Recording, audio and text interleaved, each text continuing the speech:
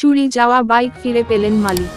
গত 12 ফেব্রুয়ারি আগরতলা জিবি হাসপাতালের ব্লাড ব্যাংকের সামনে থেকে চুরি যাওয়া বাইক 21 ফেব্রুয়ারি উদ্ধার হয় বিশালগড় থানাধীন মুন্ডাবস্তি এলাকার জঙ্গল থেকে।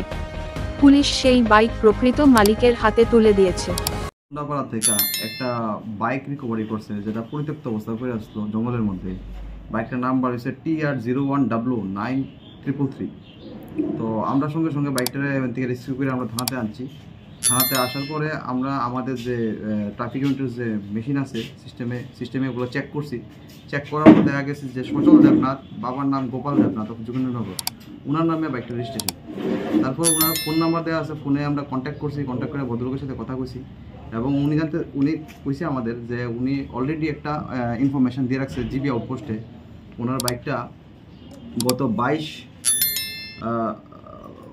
গত 16 তারিখ জিবি থেকে মিসিং হয়ে গেছিল। বাইকটা কি অবস্থায় পাওয়া গেছে? বাইকটা জঙ্গলের মধ্যে পরিত্যক্ত অবস্থায় পাওয়া গেছে। বাইকের সাথে কি আর কাউকে আপনারা আটক করতে পেরেছেন? না, বাইকটার সাথে আমাদের কারোর সাথে আটক করতে পারিনি। বাইকটা পরিত্যক্ত অবস্থায় পড়ে আসতো। আজকে স্যার বাইকটা মুন্ডাপাড়া থেকে। আজকে কি মালিকের হাতে তুলে দেওয়া হয়েছে? হ্যাঁ, আজকে সেই বাইকটা আমরা মালিকের হাতে, অরিজিনাল যে রেজিস্ট্রেশন ওনার হাতে তুলে দিয়েছি।